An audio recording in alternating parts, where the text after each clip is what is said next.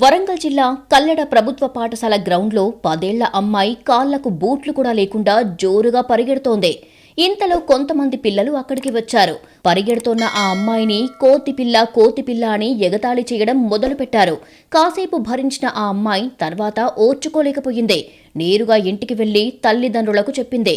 తన కూతుర్ని చూసుకున్న తల్లిదండ్రులు మేమేం పాపం చేశాం దేవుడా అంటూ బరువెక్కిన హృదయంతో కన్నీరు పెట్టుకున్నారు. కట్ చేస్తే సరిగ్గా 14 ఏళ్ల తర్వాత కోతిపిల్ల అంటూ అవమానపడ్డ ఆ అమ్మాయే దేశాన్ని గర్వపడేలా చేసింది. పారా ఒలింపిక్స్లో కాంస్య పతకం సాధించి యావత్ దేశ ప్రజలతో శభాష్ అనిపించుకుంది. ఆ అమ్మాయే వరంగల్ జిల్లా కల్లెడకు చెందిన జీవన్జీ దీప్తి. నిరుపేద కుటుంబానికి చెందిన ధనలక్ష్మి యాదగిరి దంపతులకు 2003 సెప్టెంబర్ 27న దీప్తి జన్మించింది. అయితే ధనలక్ష్మి యాదగిరిలది మేనరికం పెళ్లి కావడంతో దీప్తి గ్రహణం మొర్రితో పుట్టింది. ఆపరేషన్ తర్వాత కూడా ఆమె ముఖంపై ఆ ఛాయలు కనిపించేవి. సాధారణ ఆడపిల్లలతో పోలిస్తే దీప్తి తల కొంచెం చిన్నగా ఉంటుంది. అలాగే చిన్నప్పటి నుంచి మానసిక ఎదుగుదల సమస్య కూడా ఉంది. వీటితో పాటు దీప్తికి మూర్ఛ వ్యాధి వచ్చింది. ఇప్పటికీ ఫిట్స్ వస్తాయి. ఒక్కసారి ఫిట్స్ వస్తే 2-3 రోజులు కోలుకోలేదు. ఎన్ని అనారోగ్య సమస్యలతో సతమతమయ్యే దీప్తి ఏ విషయాన్నైనా వివరించి చెప్పలేదు. క్లుప్తంగా 1-2 మాటలే మాట్లాడుతుంది. గ్రహణం మొర్రి బాధితురాలైన దీప్తిని అందరూ కోతిపిల్ల అని ఎగతాళి చేసేవాళ్లు. జనాల వెక్కిరింతలు చూసి దీప్తి ఒంటరిగా కూర్చొని ఏడ్చేది. కూతురి బాధ చూసిన తల్లిదండ్రులు కూడా ఎన్నోసార్లు కన్నీరు పెట్టుకున్నారు. కానీ దీప్తి చిన్ననాటి నుంచే చురుకైన పిల్ల. పాఠశాలల్లో దీప్తి చదువులో కంటే ఆటల్లోనే ఎక్కువగా రాణించేది. స్వాతంత్రం, గణతంత్ర దినోత్సవాల నాడు జరిగే పరుగు పందెంలో దీప్తి ప్రతిభను కల్లెడలోని రూరల్ డెవలప్మెంట్ ఫౌండేషన్ ఆర్డీఎఫ్ పాఠశాల వ్యాయామ ఉపాధ్యాయుడు వెంకటేశ్వర్లు గుర్తించారు. ఆ తర్వాత ఆమెను ప్రోత్సహించారు. ఓ రోజు తెలంగాణలోని ఖమ్మంలో పాఠశాల స్థాయి పోటీల్లో పాల్గొన్న దీప్తి ట్రాక్పై బూట్లు లేకుండానే పరిగెత్తి బంగారు పతకం సాధించింది. ఈ పరుగు sports authority of India coach Nagapuri రమేష్ను ఆకర్షించింది. వెంటనే దీప్తిని సాయిలో చేర్పించాలని పీఈటీ వెంకటేశ్వరులకు కోచ్ నాగపూరి రమేష్ సూచించారు. కానీ దీప్తి తల్లిదండ్రులు ఒప్పుకోలేదు. దీప్తి ఒక ఆడపిల్ల, అందులోనూ ఎన్నో అనారోగ్య సమస్యలతో బాధపడుతోంది. తనకు చన్నీటి స్నానం పడదు. అన్నిటికంటే ముఖ్యంగా తనకు మూర్ఛ వ్యాధి ఉంది. ఎప్పుడు ఎలా ఉంటుందో చెప్పలేం. అందుకే దీప్తిని కోచింగ్కు పంపలేమని చెప్పేశాం. వాస్తవానికి పరుగు పందెం అంటే ఇంత పెద్ద స్థాయిలో ఉంటుందని కూడా తెలియదు. చిన్నపిల్ల కదా అనుకున్నాం. అందుకే మేం బూట్లు కూడా కొనివ్వలేదు. నిజానికి ₹1000 ఖర్చు చేసి షూ కొనే స్తోమత కూడా మాకు లేదు అని దీప్తి తల్లి ధనలక్ష్మి వివరించారు. నేను సిమెంట్ పైపుల తయారీ ఫ్యాక్టరీలో హెల్పర్గా పనిచేస్తాను. దీప్తి టోర్నమెంట్ ఖర్చులకు కూడా నా దగ్గర డబ్బు ఉండేది కాదు. ఆ సమయంలో ఆర్డీఎఫ్ సంస్థ సహాయం చేసింది. ఇంతటి గొప్ప అవకాశం లక్షల్లో ఒక్కరికే వస్తుందని చాలా మంది చెప్తే చివరికి అయిష్టంగానే సాయి కోచింగ్ కోసం దీప్తిని హైదరాబాద్ బస్ ఎక్కించామని తండ్రి యాదగిరి ఆనాటి తమ కుటుంబ పరిస్థితుల్ని వివరించారు. ఇక శిక్షణ సమయంలో దీప్తి మాత్రమే కాదు, ఆమె తల్లిదండ్రులు కూడా పెద్ద యుద్ధమే చేశారు. అనారోగ్య సమస్యలు ఉన్న దీప్తి హైదరాబాద్ సాయి వాతావరణంలో త్వరగా ఇమడలేకపోయింది. ఆమెకు చాలాసార్లు ఫిట్స్ వచ్చాయి. ఆ సమయంలో దీప్తితో పాటు తల్లిదండ్రులు కూడా నరకం చూసేవారు. ఎంతో మందికి ఆదర్శంగా నిలిచిన దీప్తి వ్యక్తిత్వం తెలిస్తే ఆశ్చర్యపోతారు. దీప్తి అసలు సినిమాలే చూడదు. తనకు షాపింగ్ చేయడం కూడా తెలియదు. ఆమెకు కావాల్సినవన్నీ తల్లి ధనలక్ష్మి కొనిపెడుతుంది. దీప్తికి చికెన్ అంటే మహా ఇష్టం. దీప్తి తన తల్లిదండ్రుల్ని ఎంతలా గర్వపడేలా చేసిందంటే మొదట్లో మగపిల్లలు లేరని బాధగా ఉండేదని, ఏం పాపం చేశామని ఆ దేవుడు 2 ఆడపిల్లల్ని ఇచ్చాడు అని మొదట్లో ఏడ్చేవాళ్లమని దీప్తి తల్లిదండ్రులు చెప్పారు. కానీ ఇప్పుడు అలా అనుకోవడం లేదని అంటున్నారు. ఇక కోతిపిల్ల అని వెక్కిరించిన గ్రామస్తులే ఇప్పుడు దీప్తి మా గ్రామ పరుగుల రాణి అని కొనియాడుతున్నారు. ఈమె ముఖానికి పరుగు పందాలు అవసరమా అని వెక్కిరించిన వారంతా ఈ రోజు ముక్కున వేలేసుకుని ఆశ్చర్యంగా చూస్తున్నారు. ఇప్పుడు దీప్తి కనిపిస్తే చేతులెత్తి నమస్కారం పెడుతున్నారు. కాళ్ళు, చేతులు, శరీర అవయవాలన్నీ బాగున్నవాళ్లే సవాలక్ష కారణాలు చూపించి లక్ష్యాన్ని మధ్యలోనే వదిలేస్తుంటారు.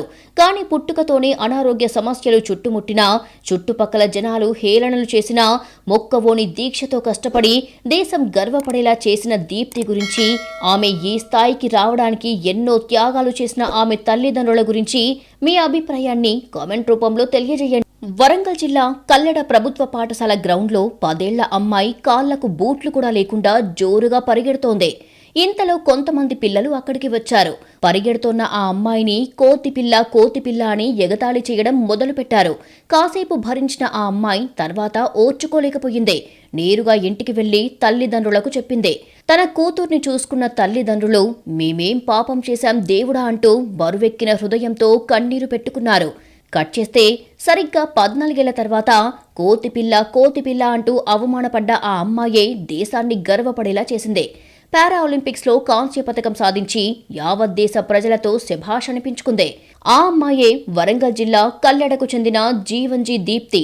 నిరుపేద కుటుంబానికి చెందిన ధనలక్ష్మి యాదగిరి దంపతులకు 2003 సెప్టెంబర్ 27న దీప్తి జన్మించింది. అయితే ధనలక్ష్మి యాదగిరిలది మేనరికం పెళ్లి కావడంతో దీప్తి గ్రహణం మొర్రితో పుట్టింది. ఆపరేషన్ తర్వాత కూడా ఆమె ముఖంపై ఆ ఛాయలు కనిపించేవి. సాధారణ ఆడపిల్లలతో పోలిస్తే దీప్తి తల కొంచెం చిన్నగా ఉంటుంది. అలాగే చిన్నప్పటి నుంచి మానసిక ఎదుగుదల సమస్య కూడా ఉంది. వీటితో పాటు దీప్తికి మూర్ఛ వ్యాధి వచ్చింది. ఇప్పటికీ ఫిట్స్ వస్తాయి. ఒక్కసారి ఫిట్స్ వస్తే 2-3 రోజులు కోలుకోలేదు.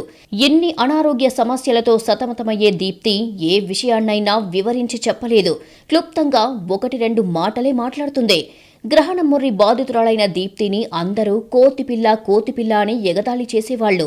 జనాల వెక్కిరింతలు చూసి దీప్తి ఒంటరిగా కూర్చొని ఏడ్చేది. కూతురి బాధ చూసిన తల్లిదండ్రులు కూడా ఎన్నోసార్లు కన్నీరు పెట్టుకున్నారు. అలాగే దీప్తికి కనీసం బట్టలు ఉతుక్కోవడం కూడా తెలియదు.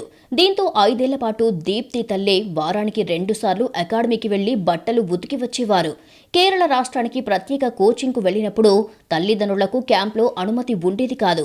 దీంతో ధనలక్ష్మి బయట హాస్టల్లో ఒంటరిగా ఉంటూ ప్రాక్టీస్ సమయానికి దీప్తి పక్కనే ఉండేవారు.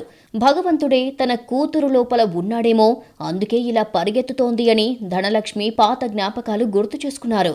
కఠోర శిక్షణ తర్వాత దీప్తి పతకాల వేట మొదలుపెట్టింది. 2023లో చైనాలోని హంగ్జౌలో జరిగిన ఆసియన్ పారా గేమ్స్లో బంగారు పతకం సాధించింది. 2024 మే నెలలో జపాన్లోని కోబేలో జరిగిన వరల్డ్ పారా అథ్లెటిక్స్ ఛాంపియన్షిప్ 400 మీటర్ల T20 విభాగంలో దీప్తి ప్రపంచ రికార్డు నెలకొల్పింది.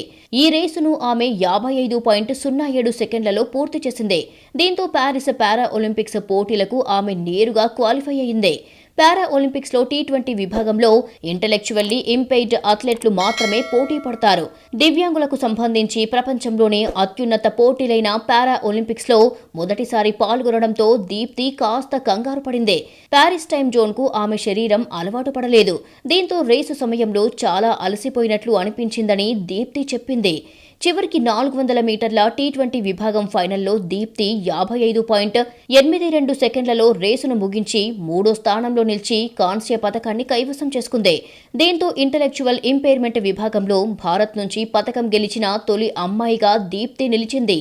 ఈ రేసులో ఉక్రెయిన్కు చెందిన యూలియా షులియార్ 55.16 సెకండ్లలో గమ్యాన్ని చేరి బంగారు పతకం సాధించగా, తుర్కియాకు చెందిన ఐసర్ ఒండర్ 55.23 సెకండ్లలో లక్ష్యాన్ని చేరుకొని రజత పతకం కైవసం చేసుకుంది. మీరిక్కడ గమనిస్తే సరిగ్గా 4 నెలల క్రితం జపాన్లో 55.07 సెకండ్లలో దీప్తి రేసును పూర్తి చేసింది.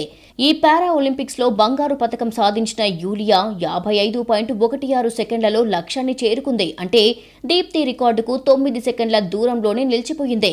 ఒకవేళ దీప్తికి పరిస్థితులన్నీ సహకరించి ఉన్నట్లయితే ఇండియాకు మరో బంగారు పతకం తీసుకొచ్చేది. ఇప్పటికీ నిరుత్సాహపడనక్కర్లేదు. ప్రస్తుతం దీప్తి వయసు 20 సంవత్సరాలు మాత్రమే. మరో 4 ఏళ్ల పాటు తన ఫిట్నెస్ ను కాపాడుకుంటే వచ్చే పారా ఒలింపిక్స్ లో బంగారు పతకం తీసుకురావడం